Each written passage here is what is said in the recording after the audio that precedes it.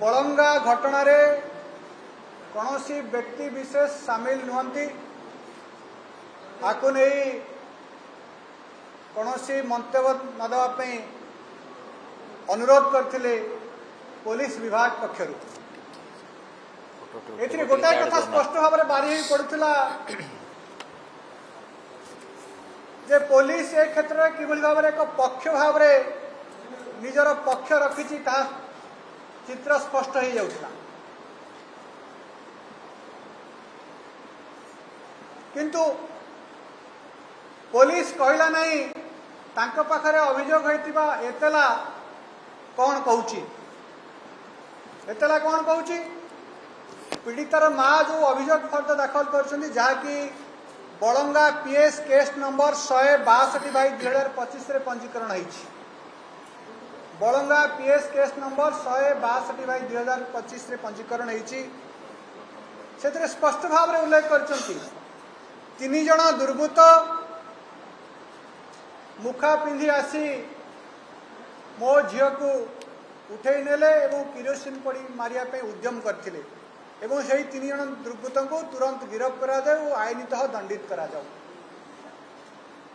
यही तदंत प्रक्रिया रे पाखापाखि 65 रु 70 लोकों को पुलिस जेरा करुछि जहाँकि निजे पुरी रो एसपी स्वीकार करिसंती एवं पुरी रो एसपी आ गोटे कथा कहिथिले आमे गुरुत्वपूर्ण तथ्य पाइछु जेहेतु यह एक स्पर्शकातर संवेदनशील प्रसंग आमे आपको खुलासा करूना ओडिशा पुलिस ट्विटर हैंडल रे एटा पकेबा पूर्व से गुरुत्वपूर्ण तथ्यटी आग खुलासा करिवार थिला ताहा करि नाहंती आज पर द बीएनएसएस भारतीय न्याय संहिता आचार संहिता जहाँ को आम पूर्व CrPC code of criminal procedure कहते तदंत चलुवा समय अभियोग फर्द दाखल होगा पूर्व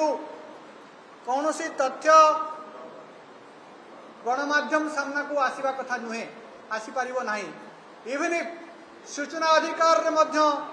ताकू दूरे रखा जाइए सूचना अधिकार आईन ठारू दूरे रखा जाइए कौन सी घटनार तदंत जारी रही सूचना अधिकार दूरे रखा जाइए तेणु ये पुलिस जो ये कथाटी कही क्या स्वार्थ उद्देश्य क्या सुरक्षा देवाई एवं क्या निर्देश कही स्पष्ट जना पड़ी पुलिस बीएनएसएस आधार रे काम करूना पुलिस सरकार निर्देश रे काम कर सरकार को सुरक्षा देवाई काम कर गोटाए कथा स्पष्ट ही बारी पड़ता जो अभियोगकारिणी सीधा सड़क भाव में अभियोग कर 3 जण दुर्बृत्त आसी उठे नहीं बाटे जाऊा बेले उठे नहीं निआ लगे मारे उद्यम कर पुलिस जो तदंत करुला अभियोग आधार रे करुला ना सरकार देथिबा निर्देश अनुसार करुला सरकार लिखिथिबा स्क्रिप्ट अनुसार तदंत करुला एथिरे तदंतर स्पष्टतार सीधा सड़क प्रश्नवासी उठाऊँ आम पुलिस जदि ए कथाटी जानी पीड़िता मृत्यु पर एक कथा कहीं उल्लेख कले ता पूर्व भी पुलिस तांको बुलेटिन रे कहि पारथांते एथिरे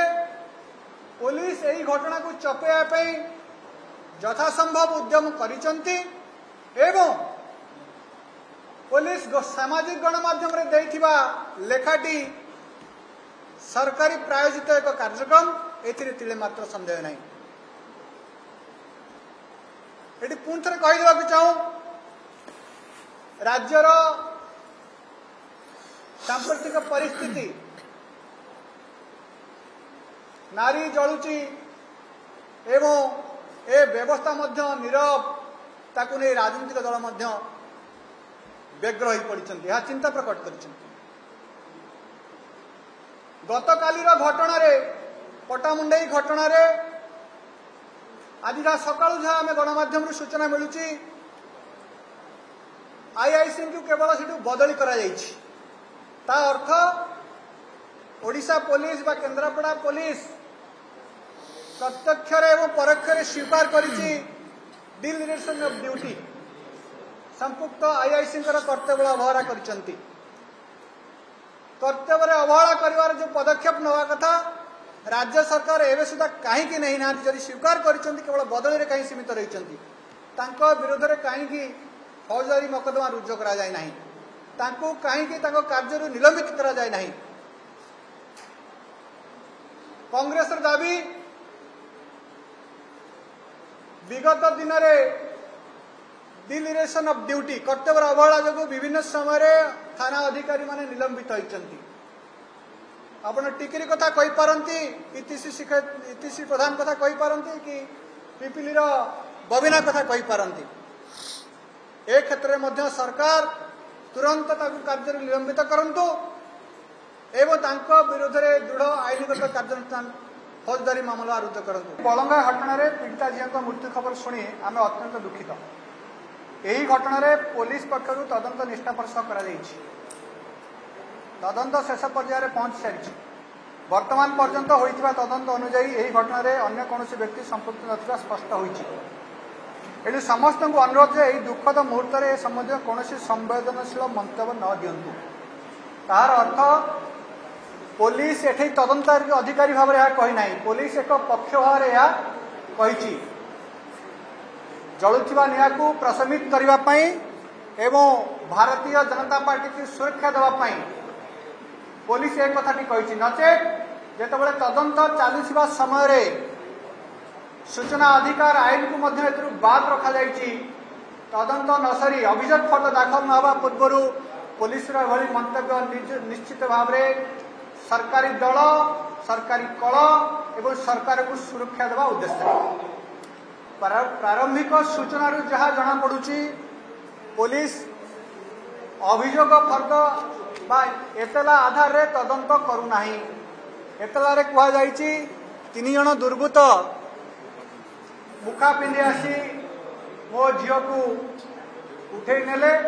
एवं किरोसिन रे पोड़ी मारिबा उद्यम करते जहाँ अभियोगकारिणी पीड़िता माता लिखित भाव में बलंगा थाना अभियोग करते जहाँ को बलंगा थाना पीएस केस नंबर 162/2025 पंजीकृत कर प्रारंभिक सूचना जना पड़ी पुलिस